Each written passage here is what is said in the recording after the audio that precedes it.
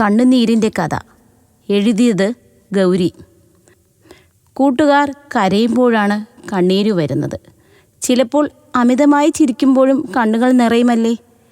എന്തുകൊണ്ടാണ് കണ്ണുനീർ വരുന്നത്? ഒരു സ്റ്റേജിൽ കർട്ടൻ താഴ്ത്തുന്ന പോലെയാണ് കണ്ണ് ചിമ്മാറുള്ളത്.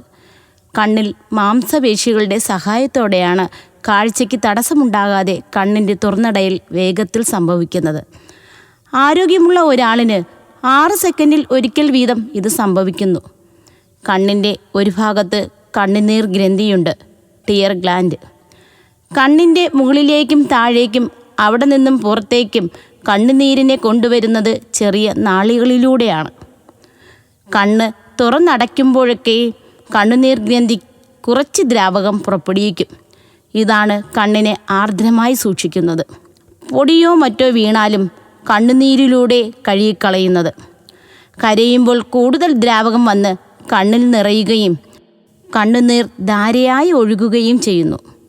ഇതൊക്കെ നാം അറിയാതെ സംഭവിക്കുന്നതാണ്. ചിലപ്പോൾ കൂടുതൽ ചിരിച്ചാലും കണ്ണുനീർ വരും. ചിരിക്കുമ്പോൾ മാംസപേശികൾ കണ്ണുനീർ ഗ്രന്ഥിയെ അമർത്തുന്നത് കൊണ്ടാണ് ഇങ്ങനെ സംഭവിക്കുന്നത്. ഉള്ളി അരിയുമ്പോൾ കണ്ണുനീർ വരുന്നത് ഉള്ളിയിൽ നിന്ന് വരുന്ന ബാഷ്പരൂപത്തിലുള്ള രാസപ്രക്രിയ നടക്കുന്നത് കൊണ്ടാണ്. ഈ രാസപ്രക്രിയയിൽ നിന്നും കണ്ണിനെ സംരക്ഷിക്കുന്നതിനാണ് കണ്ണുനീർ പ്രവാഹം ഉണ്ടാകുന്നത്. പുകയേൽക്കുമ്പോഴും ഇത് സംഭവിക്കുന്നു.